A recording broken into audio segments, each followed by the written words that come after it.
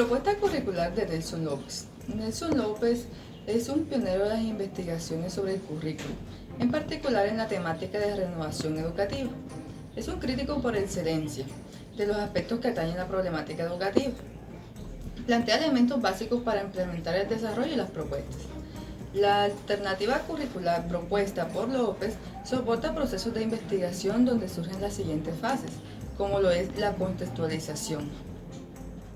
La contextualización significa determinar las variables a nivel interno y externo que afectan la realidad, y es fundamental ubicar el proyecto por construir dentro de un contexto específico. Consta de ciertas jerarquizaciones que están constituidas por macrotexto y microtexto, donde se identifican las necesidades reales. De lo anterior se desprende el carácter participativo de la propuesta curricular. Esta se entiende como la capacidad de reconocer la realidad cultural. El carácter participativo en el proceso de contextualización se requiere del empleo de enfoques de investigación y estrategias etnográficas relacionadas con la investigación cualitativa. Como podemos observar en la siguiente imagen, es una propuesta planteada por Nelson López, donde plantea una propuesta para elaborar un currículo con presentación social y pertenencia académica que dé resultar la investigación y evaluación permanente. Nelson López busca con esta propuesta enfatizar no solamente lo académico, la necesidad individual del estudiante y de los profesores, sino que se mezcle a la sociedad. Con esto se busca mezclar tanto los conocimientos académicos como a la sociedad, así creando un estudiante crítico, donde tenga tanto el conocimiento de la parte cultural y la producción científica. El propósito de formación debe ser prospectivo y apuntar hacia las nuevas tendencias en el campo del conocimiento y la investigación de sus objetos de estudio. La definición de núcleos temáticos y problemáticos. Esta concepción exige el encuentro de saberes que pueda hacerse de manera simultánea o sucesiva, generando así un acuerdo con el docente y los estudiantes que le genere un mejor aprendizaje. En cuanto a la determinación del propósito de formación planteada por López en el año 1996, plantea que después de contrastar las aspiraciones ideales con la realidad concreta, se pueden establecer elementos básicos para precisar, definir y determinar el proceso de formación. La determinación del proceso de formación se entiende como la descripción de las características sustantivas y primordiales que relacionan tanto a la comunidad educativa como a la sociedad para hacer los objetivos generales del PEI. Dentro del diseño curricular alternativo, es importante la creación y conformación de bloques programáticos. Estos bloques programáticos nos van a ayudar a identificar los temas de aquellas disciplinas académicas abstractas y también aquellos temas de las disciplinas académicas no abstractas, con el fin de convergirlos, unirlos y desarrollarlos de manera sistemática. Pero cabe la pregunta de que, por ejemplo, hay temas que son complejos. Entonces, con la ayuda de estos bloques temáticos, vamos a ir desarrollándolos de manera secuencial. Y entonces, vemos que con la ayuda de estos bloques que acabo de mencionar, también se pueden crear proyectos investigativos, sistematización de experiencias, en fin. Vemos, por ejemplo, en la figura que se muestra la definición de esos núcleos temáticos, tanto de los proyectos educativos institucionales como de aquellas teorías, en fin. Hablemos un poco entonces de los docentes dentro de esta propuesta curricular alternativa. Vemos que aquí el docente tiene que trabajar de manera colectiva con otros docentes, bien sea de otras áreas o de otras disciplinas. Aquí el docente es el protagonista. El docente entonces va a crear procesos de investigación, pero esos procesos de investigación no pueden ser lineales. Tienen que ser procesos de investigación en donde haya unas sesiones intensas, en donde se discutan, se haga un debate, en donde se hagan aclaraciones, con el fin de lograr una mejor educación, transformar esa educación.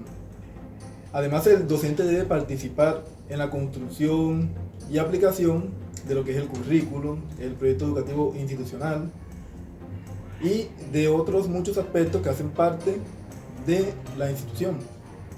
En la siguiente figura se muestran los elementos necesarios para esta propuesta curricular a través de la organización de los docentes, en donde primero, bueno, en la parte de abajo se encuentran los docentes y ya subiendo, ascendiendo, se encuentran los demás elementos. Otro elemento importante de este diseño curricular alternativo es la comunidad. Aquí es necesario trabajar con la comunidad. Se deben crear organizaciones comunitarias, organismos y entidades que ayuden a involucrar a la comunidad en la construcción del currículo. ¿Con qué objetivo? Con el objetivo de mejorar las condiciones reales del contexto donde se encuentra la escuela. También el estudiante juega un papel importante porque el estudiante es el que debe aprender a usar sus manos y su mente para analizar, criticar, crear, darle solución a diferentes problemas que se va a encontrar en el contexto, en la vida real. Aquí el estudiante debe aplicar los conocimientos y las teorías que ha aprendido en la escuela, que los va a aplicar en el contexto real donde se encuentra. Entonces vemos que uno de los últimos aspectos es la escuela y el currículo. Aquí tanto escuela como currículo deben ser flexibles, deben crear centros de desarrollo comunitario, deben fortalecer aquellas vocaciones de los estudiantes. Es decir, si un estudiante tiene la vocación artística, entonces la escuela debe permitir el desarrollo óptimo de esa vocación del estudiante. Y hay que tener en cuenta que no todos van a tener la misma vocación. Entonces es necesidad de la escuela y también del proyecto como tal por favorecer a esas vocaciones. Bueno, ya para concluir, vemos que esta propuesta, este diseño curricular alternativo, entonces se necesita de unos bloques programáticos que ayuden a fomentar la interdisciplinaridad. Vemos que el docente tiene que ser investigador, debe dejar atrás esas prácticas transmisionistas en donde se centra simplemente a dictar conocimientos. No, tiene que fomentar en el estudiante la capacidad creativa, crítica, investigativa, etc. Vemos que tanto el currículo como la escuela deben ser flexibles y deben fomentar y girar alrededor de 3 preguntas que son: ¿qué se enseña? ¿Por qué? ¿Y a quién? Muchas gracias.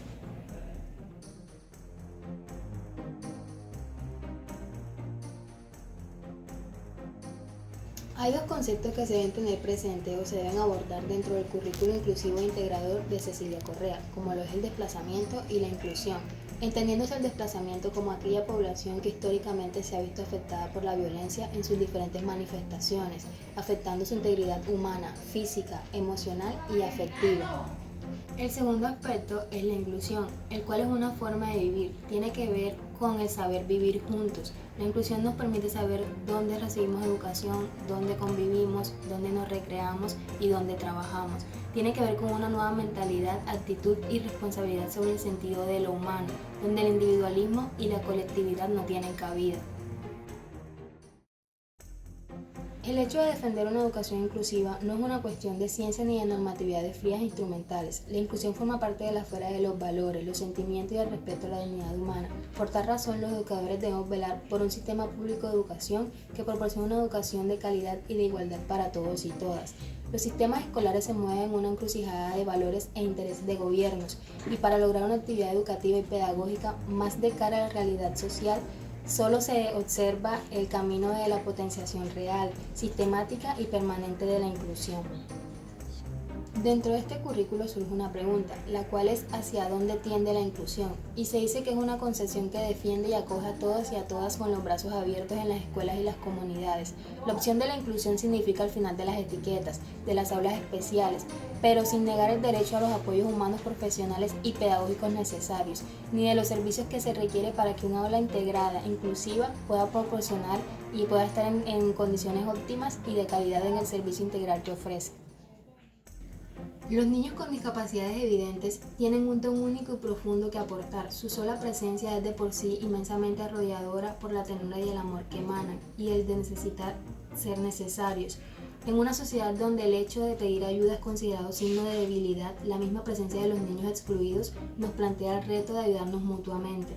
Si los niños, niñas y adolescentes provenientes de diferentes contextos socioculturales no les satisfacen los desafíos y apoyos que se les ofrecen, es posible que opten por otras salidas, ya sea la prostitución o el vandalismo, y esto se convierte en grandes riesgos para las dimensiones de su vida, tanto física, psicológica y social. En conclusión, la inclusión se convierte en una opción pedagógica viable para el desarrollo integral de los mismos y el currículo es la mediación pedagógica para hacerla viable. Esto solo es posible en la medida en que se concibe y manifieste en su práctica como una política de Estado, seria, responsable, sistemática y permanente. Ramsey presenta 8 objetivos de la formación integral en la perspectiva multicultural.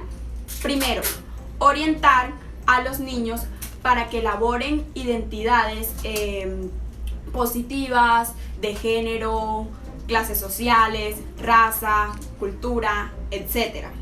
Segundo, fomentar en ellos el sentido de pertenencia, de inclusión a la sociedad para que se relacionen en la sociedad. 3. Promover el respeto de aprecio de las diferentes formas de vivir en otras personas. Cuarto, estimular la apertura y el interés por los demás. Quinto, promover el desarrollo de una conciencia realista. Sexto, propiciar el sentido de participación, cooperación, postura crítica, analítica y autónoma.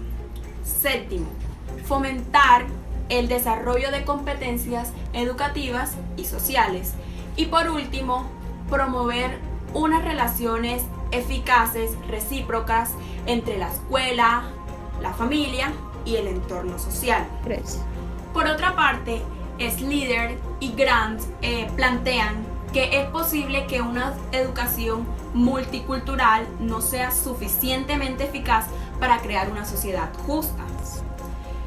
Y para terminar, German y Spark advierten a los maestros la responsabilidad de no promover currículos turísticos en donde la diversidad de la escuela presentan como algo exótico, evitando así la rareza, los estereotipos y la civilización.